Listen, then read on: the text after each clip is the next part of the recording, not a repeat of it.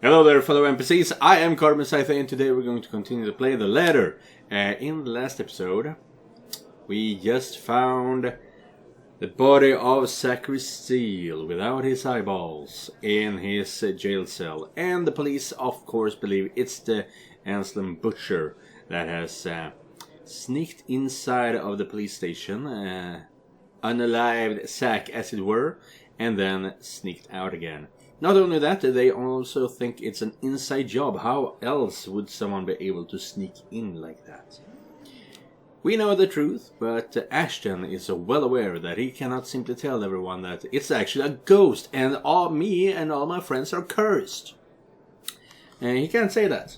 So he's just gonna leave it at that.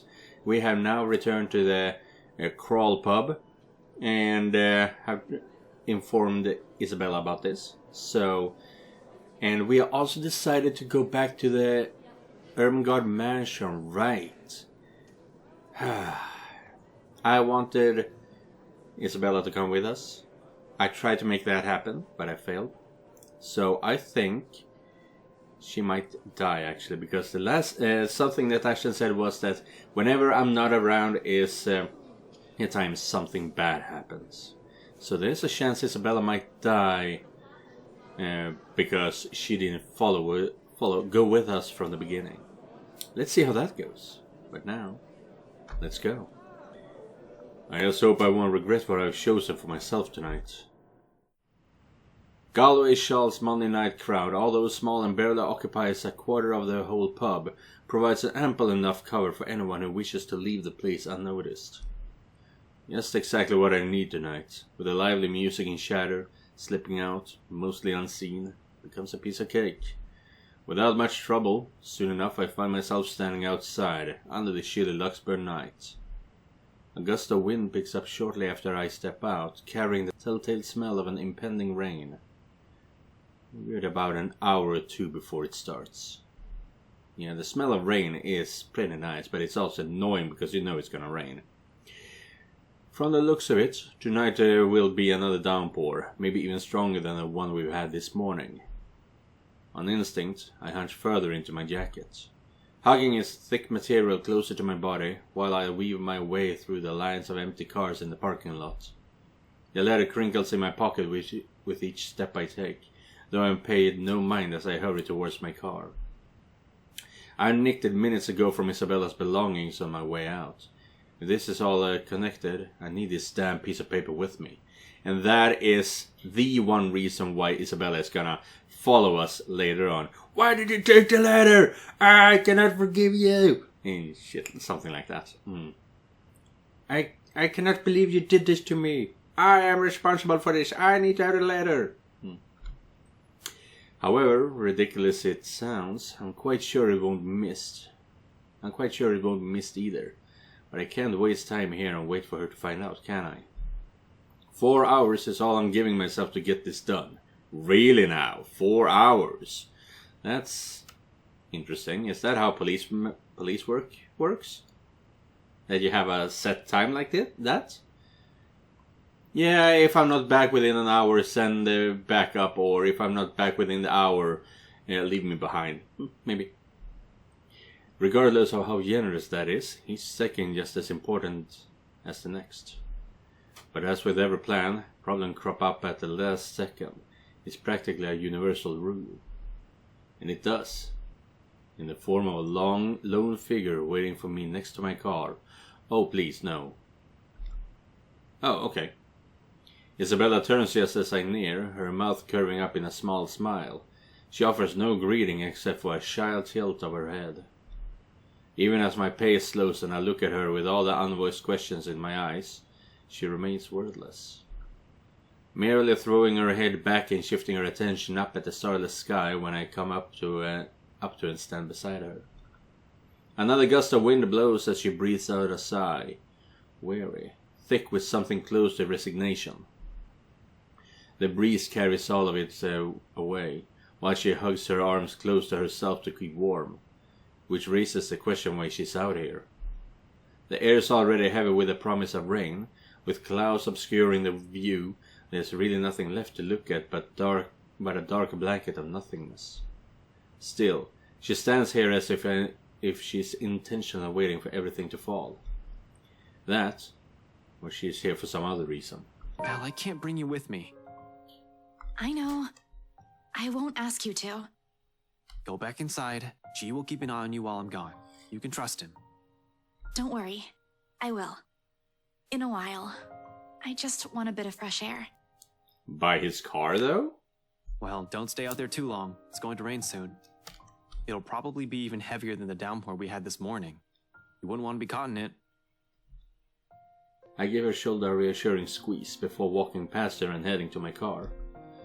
No 2 steps further, though, something pulls the back of my jacket, catching the fabric in a firm grip and halting my movements. Is she gonna kiss him? Isabella, I need to go. She refuses to meet my eyes, but her hold remains tight. There's a worried crease between her eyebrows and the lips quiver ever so slightly once she speaks. In a small voice, brimming with a different kind of desperation I can't quite place. Rebecca's gone. Yeah. Zach too. She draws in a breath, soft, slow, lined with enough sorrow that it hitches. And if that thing takes you too? The rest of it falters, but the meaning, the gravity in each of her words rings loudly above the passing breeze, hanging over us, lingering in between. A small little thing that spurs me into silence, like the wind has suddenly been knocked out of me in a one fell swoop. No words will form, not even a single coherent thought. And so, in place of it, in place of everything untold and we've taken for granted, I draw her in, gently, quietly, pulling her against me until my arms settle around her shoulders. Ash? For a fleeting second she freezes, startled, and looks up to me with hesitation and a silent question in her eyes. Whatever answer she finds in mine, eventually, she allows this. She folds herself into me, buried her face into my shoulder and settles her arms on my sides, unsure, uncertain. It'll be over soon. I'll figure it out. I'll find a way to get us out of this. But no matter what happens, I want you to promise that you will stay alive until then. Because if I lose you to her as well, I have no idea what else would keep me grounded. When all has been said and done, I rest my forehead against hers, eyes closed and simply taking in her warmth. Desperation still clings, woven into every breath, every sigh. But at the heart of it is this. Her. No words are said, even as we part. But I'd let this be the last thing I commit to memory, before slipping inside my car and driving off. Within 10 minutes I'm driving out of Luxburn and heading straight for Anslem Village. But let's check the journal. Exactly, what did we say? What happened? What is being said here? Yeah, exactly. This is the image I was... something similar to this I was having in my mind. Ashton left for the mansion at nightfall, but when he got to his car, he found Isabella waiting for him. Although she had no intention of stopping him, she revealed a fear of losing more people in her life. Before leaving, he admitted the same fears, but I promised her that it will all be over soon.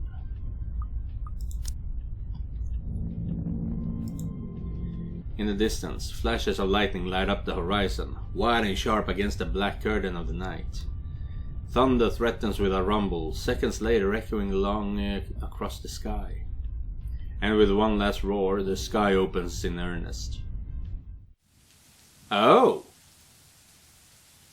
November 1st, Ermengard match at midnight. Okay, so we have just passed midnight. This is the very first second of November 1st. I honestly thought we would only get to this date after things are done. But I'm guessing that we are... either this is gonna be a long ass night, or we are very close to the ending of Ashton's chapter. Let's double check that actually. Branching tree. when we started here. Now, here's the thing. When I started playing Ashen's Chapter, I was so goddamn annoyed. I had played for maybe 2 hours, and I had only gotten here, which is about 1/10 of the story. It was really annoying.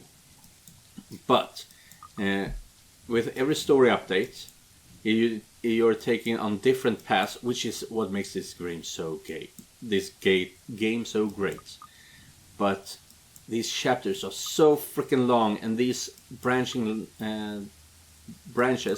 are not helping me understand how long or short they actually are. See, nothing happened here. Nothing happened here. Here, something happened again. And that's halfway through. Now we're skipping again. And, oh wow, goddamn, here we go. Now we're about 66% through, I would say. 2/3. So we have about 1/3 left. But in the last episode, I was about halfway through. So I was about here, I believe it was. Big difference. It really should have made this easier to intuitively understand. It looks great, but it's really difficult to read.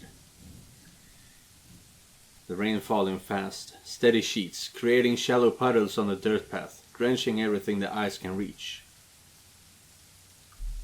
Despite having grown up in this city, I still despise the rain. Living here doesn't mean I have to like it. Lucky me, I've reached a mansion before the downpour has turned torrential.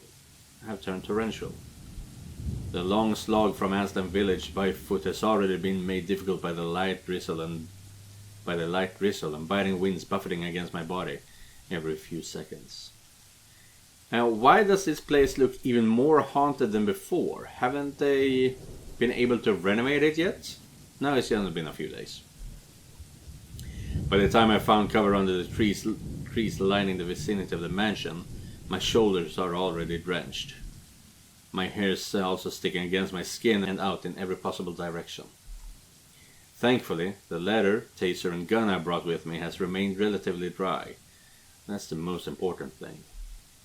However, those are the least of my problems at the moment. Sometime after the housewarming party, scumbag Wright has suddenly grown a brain and tightened the security around the mansion. Likely because of what Zack did. Ooh.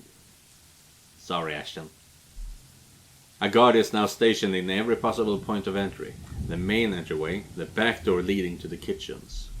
Hell, it's almost a miracle no one has spotted me once I entered the property, although that's probably because I kept close to the forest. While I can always create a clever way in for myself, under this deluge, it'll be difficult to do so without making much noise or leaving tracks. Question is, did he do this because of Zack? Or did he do this because he refused to believe it's a ghost that is stalking him? I don't really have the luxury either, do I? Well, I guess I only see once I play my second playthrough, which I might do in private. We'll see. Considering how off this place feels since I stepped into the property and the mansion came into view. Every light is off, even with the security personnel and patrol outside. The whole house itself, it feels empty, eerie, too quiet. Yeah, exactly, that's pretty much what I was thinking too. Normally I'll pass it off as some kind of power outage because of the storm. It's not a far off conclusion when this place is almost in the middle of nowhere. However, something else feels wrong. Something happened here. Or about to. It's the sole reason why I haven't done anything yet. Simply observing, watching, listening for anything. I might be pressed for time, but I'm not a careless idiot. Although I need a way in, desperately so, moving without thinking will not only endanger me. With so many unknown variables and what we're dealing with, I also have to act on the assumption that someone is always in danger, especially in this place. I don't act impetuously. As much as I hate Wright, I'm not about to cause his death because of one thoughtless action. If there's a place he deserves to be at, it's in prison, not a morgue.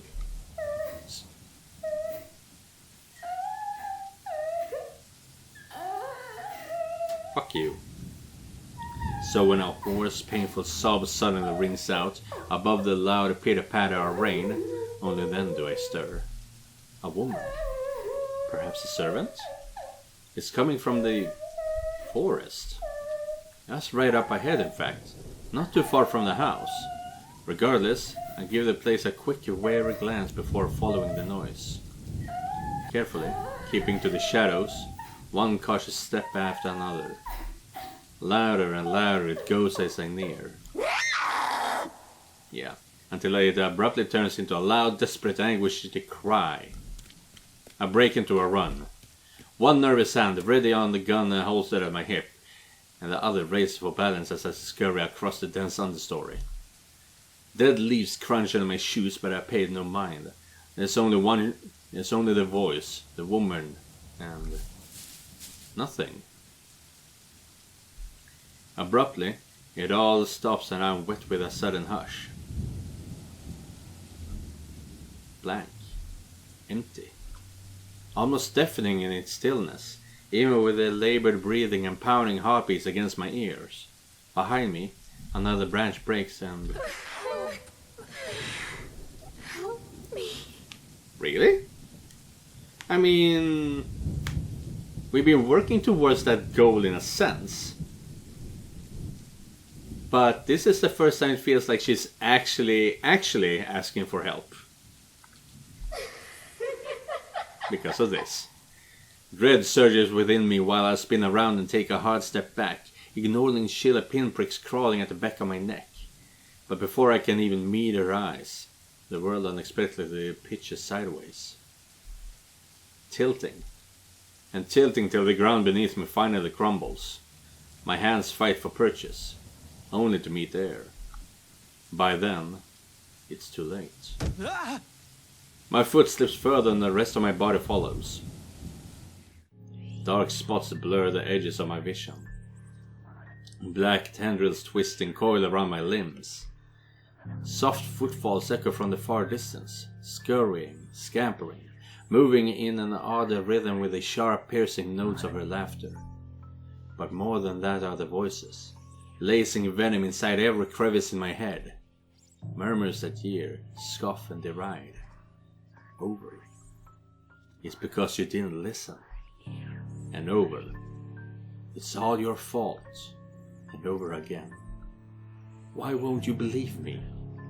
A reminder of what I failed to do and of who I failed. What I'm trying to desperately fix. A scream threatens to burst, but my throat closes off. Ever so slowly, a chill seeps into every nerve in my body, washing away every sensation in me, apart from one. There is only fear. Once again, her laughter echoes a sound both bitter and unforgiving. It is the last thing I hear before she reaches for me. The ground trembles. The world slows to a stop. Oh! Okay! So, are we gonna meet Marianne here? Half darkness greets me when my eyes finally snap open. The soft patter of dripping water somewhere spurring my consciousness further. But let's check the journal, see if we find any clues to that. The storm had started in earnest when Ashton arrived at the mansion.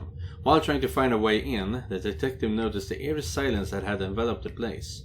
Something was wrong inside, but before he could figure it out, the sobs of a woman suddenly echoed. This is interesting. So we know this is under the mansion somewhere, but we never figured out where, because Marianne's story ended here, but we never got a memory fragment, so she is possibly still alive. For a few short moments, I remained still, blinking away the dizziness, allowing my vision to adjust to the lack of light and my breathing to even out first, before pushing myself up on one arm and attempting to stand. Turning alone is a struggle on its own. An inch of movement sends a stab of sharp pain right up my arms and my back, giving me another pause. Shit. I hope I didn't break anything. Fuck. There doesn't seem to be any injury or a major fracture, although the whole of my back does feel sore and raw. Probably from when I skidded down prior to landing myself here. A comforting thought. The second attempt comes easier later, though no less painful. And by the time I'm back on my feet, the exertion has left me gasping in short, shallow breaths and leaning heavily on the wall nearest to me.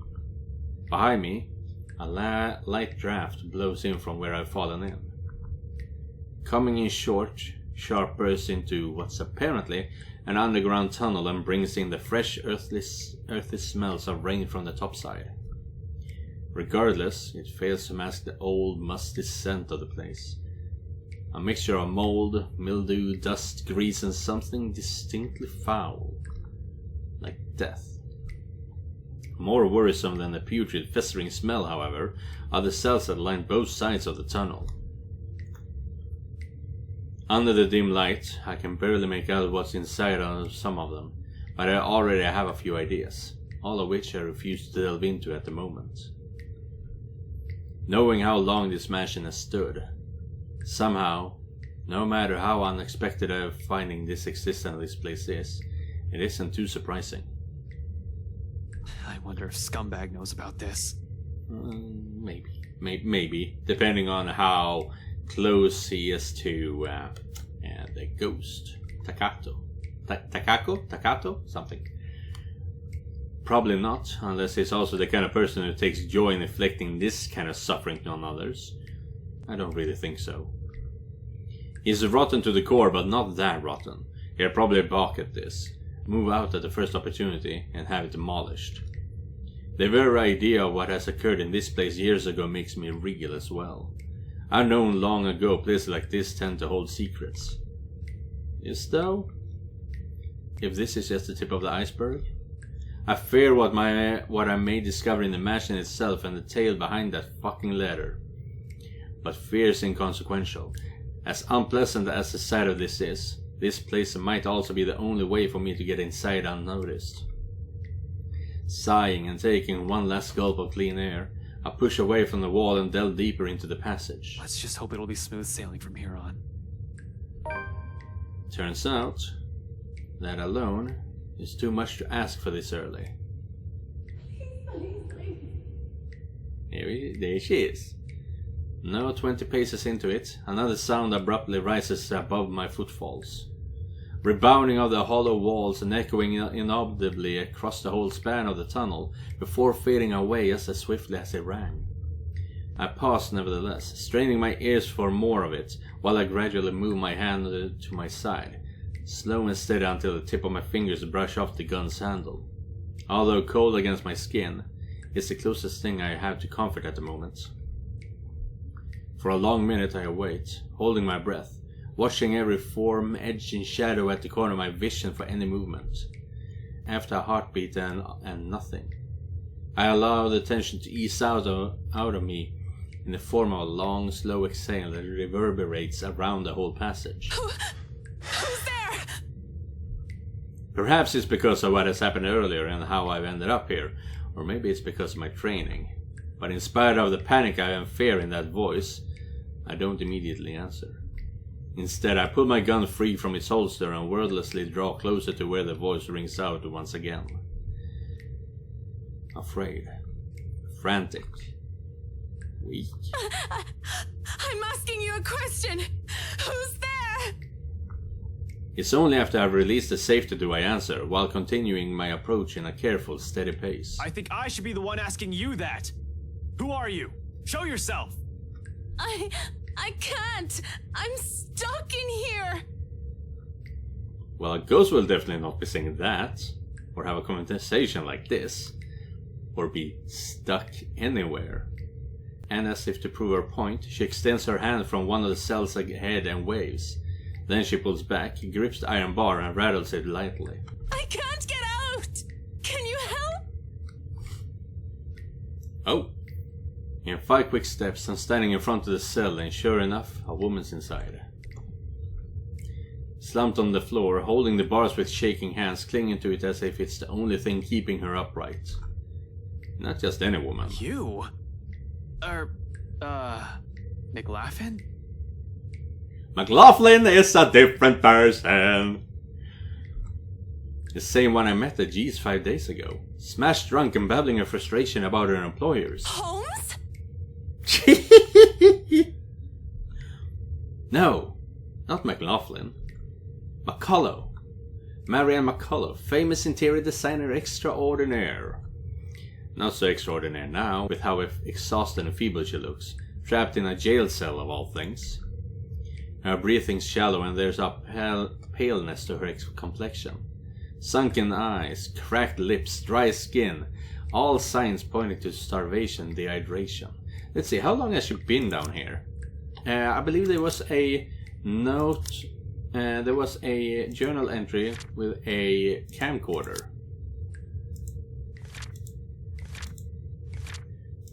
Not that. This is most likely too early, but I will take no chances. Oh, damn, only 3 updates on that one. 4 here. Damn, not a lot happened in the beginning to me. Hey, no, that's Zach.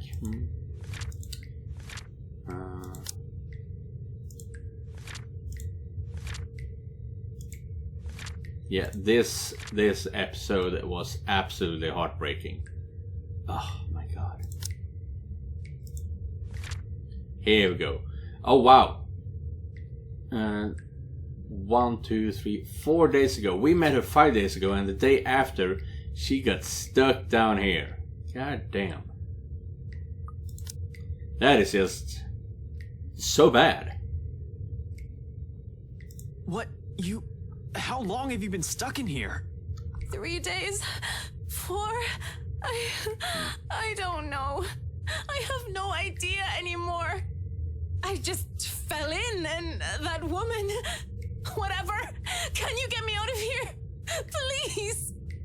In a moment. But here, go feed yourself first before you fall over. I fished out an energy bar from my pocket and handed it to her. She's lucky I always have one on my person.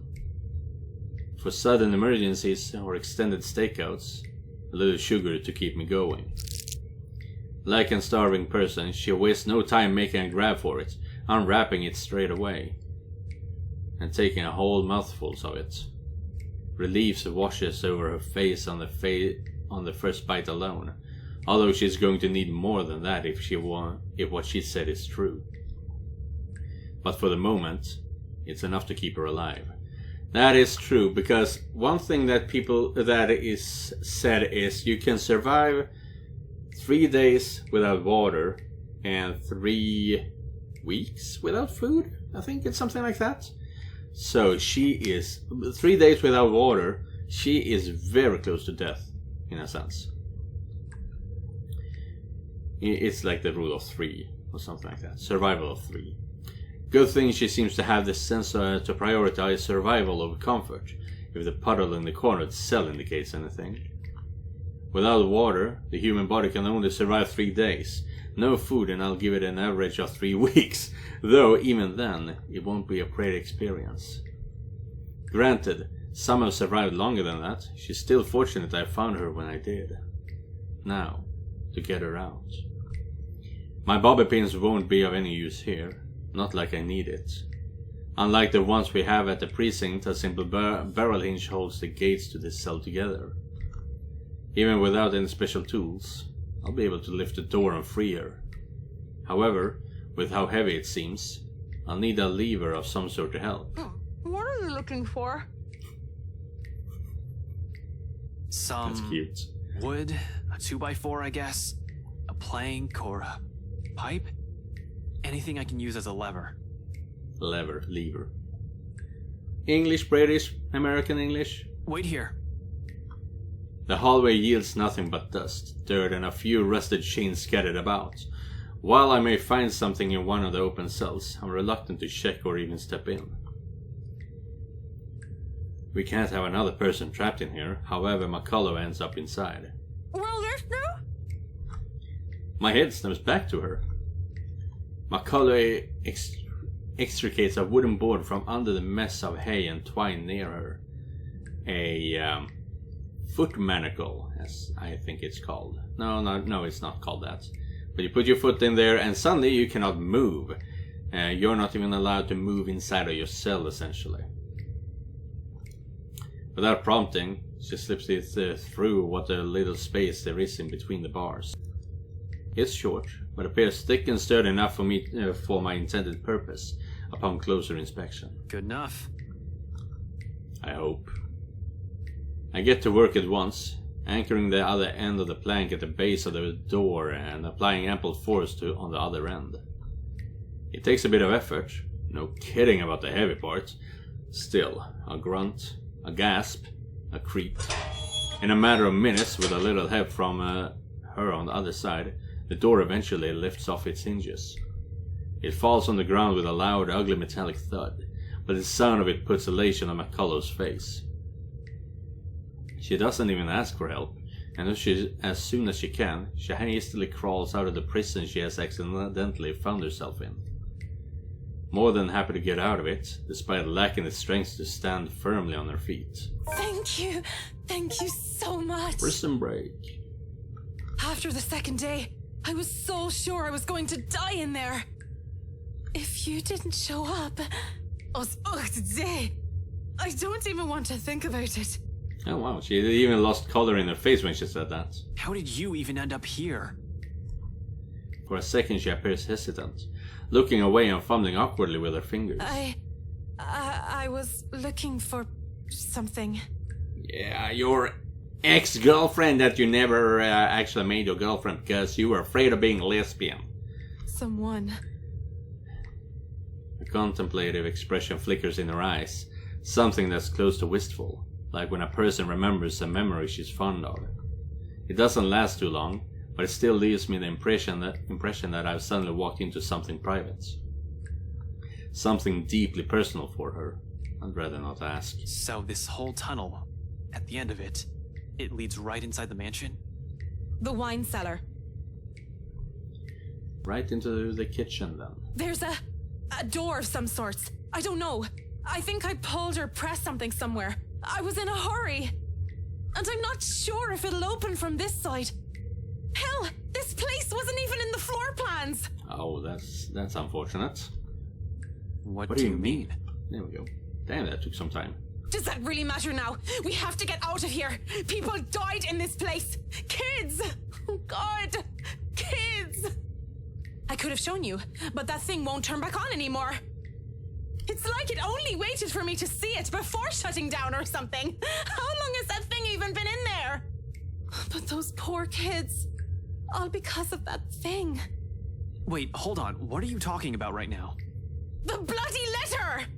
Ever since I've read that thing, since that day at the open house, she won't leave me.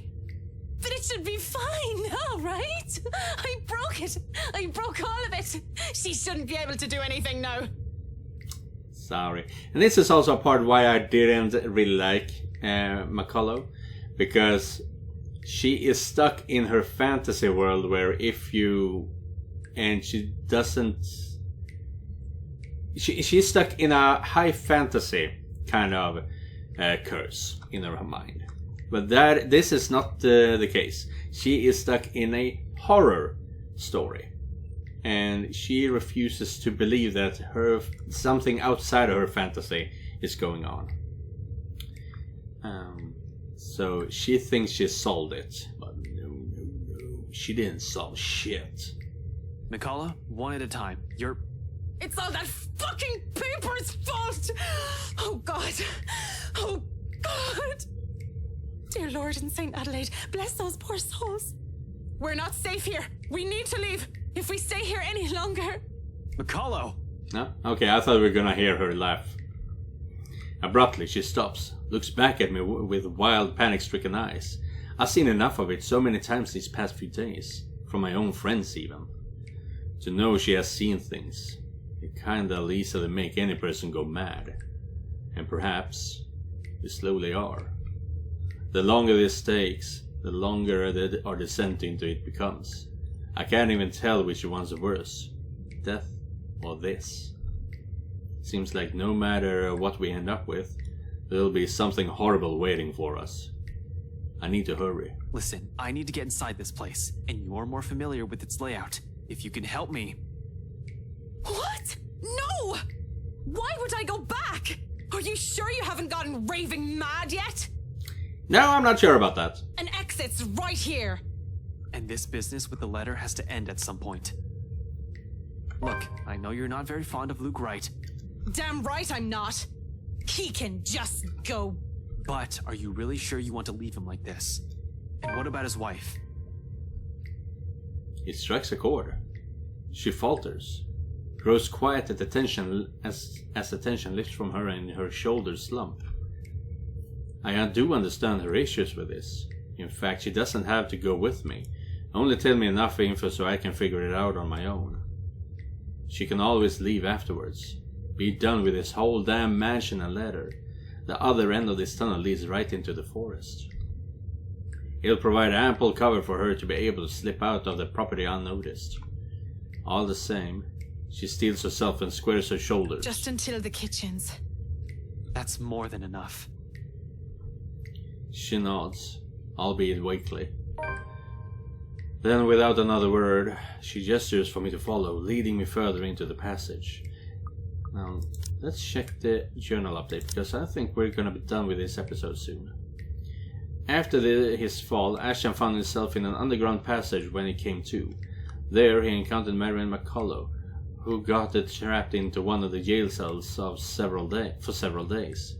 The detective managed to free her, and in turn, she helped him find a way into the mansion. Occasionally she'll stop, find perches on the wall to catch her breath, but throughout these short walks she asks for neither a break nor assistance. I suppose that's something we have in common. Eventually, we get to a dead end. Although before I can question her on it, she begins palming for something on the wall, tracing her fingers along weathered edges of the bricks with a frown on her face. It should be somewhere here, I think. What the hell are you doing? She merely holds up a hand, begging for my silence, and continues searching. Then, without a warning, a few minutes later, something clicks. A portion of the wall shifts ajar to reveal a glimpse of another room. Bottles lining the walls, liquor barrels for aging. The wine cellar indeed. The ladder to the kitchen is on the far end of this room. Surreal. This is all nothing but a surreal nightmare, but after everything, should this even surprise me? Ghosts, curses, hidden passages. I can't even bring myself to question the existence of this door anymore. I simply follow her to the undercroft without a single question, in spite of a number of them already swimming inside my head.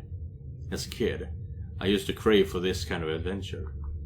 The stuff of mystery and detective novels, daring chases, interesting cases to solve, suspects to put behind bars, justice to serve. I was blinded, I admit. Now I simply want this to be over.